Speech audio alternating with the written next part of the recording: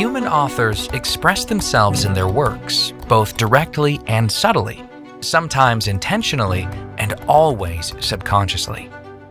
When we read a text, we can choose either to read the lines or to engage in more intricate analysis and read between the lines. The divine author of the Torah did something similar, but to an infinitely greater degree. God expressed himself in the text in multiple ways all at once, directly as well as subtly, with plenty of insinuation and a vast hidden layer of the divine subconscious. And he then instructed us to excavate it all. Jewish tradition separates these layers of understanding into 4 categories. The first is Peshat, direct intention, which is derived by examining context and syntax. For example, the Torah begins with the words, Bereshis bara Elokim, es hashemayim ve'es haaretz. In the beginning, God created the heavens and the earth. On the plainest level of Torah understanding, this is a straightforward statement of what happened at the beginning of time. But the simple meaning is not always easy to clarify. Many biblical commentators, most notably Rabbi Shlomo Yitzhaki, the 11th century French scholar known universally as Rashi, devoted their efforts to clarifying the straightforward meaning of the often mysterious biblical texts. Our second layer of understanding is Remez, allusion. This refers to subtle communications that are encoded in the text. They can be uncovered using methods such as the numerical values of the Hebrew letters, the acronyms of words and phrases, or unusually sized letters in the Torah scroll. For example, the Torah's first 2 words, Bereshis bara, in the beginning, God created, carry the numerical value of 1,116. That's the identical value of the phrase Barosh Hashanah Nivra. It was created on Rosh Hashanah. We are thereby informed that Rosh Hashanah is the anniversary of creation.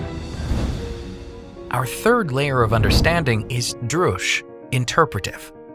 Our sages extrapolate a vast corpus of ideas and instruction from the Torah's text through methods such as textual comparison, sequencing analysis, and homiletical interpretation. For example, from a sequencing perspective, the Torah begins with the wrong beginning. It describes creation, a narrative that is seemingly secondary to the Torah's primary function as a book of guidance that tells us how God expects us to act on a daily basis. The Torah should have dived directly into the nitty-gritty of the laws. On the interpretive level, however, the Torah first describes creation to tackle a major hurdle to Torah observance. The majority of Torah laws rely on the Jewish nation owning and settling the land of Israel. We were instructed to conquer the land and never relinquish our claim of ownership over it. But such a radical claim to a territory is bound to provoke opposition. Who gives us the right to take possession of a land and claim it as our eternal heritage? The Torah, therefore, begins with creation, clarifying that God is the creator of all territories, and he has the right to permanently bequeath a specific parcel to a particular people. It then records the history of God doing precisely that with the Jewish people. With this switch in sequence, the Torah supplies the Jews with the response God expects them to provide all who accuse them of land theft and occupation. The fourth layer of understanding is Sod, hidden meaning. This refers to the deeply mystical messages that float behind every phrase and letter in the Torah. For example, the word Bereshis can be split perfectly into 2 words, bara, shis, meaning he created 6. God first formed the 6 emotive divine attributes, from chesed, kindness, through yesod, attachment, as described in Jewish mysticism. God then used these 6 attributes to create the actual universe.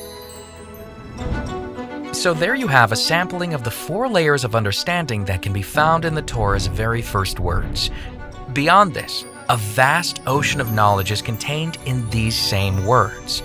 And beyond that stretches the infinite vastness of wisdom contained in the rest of the Torah's close to 80,000 words.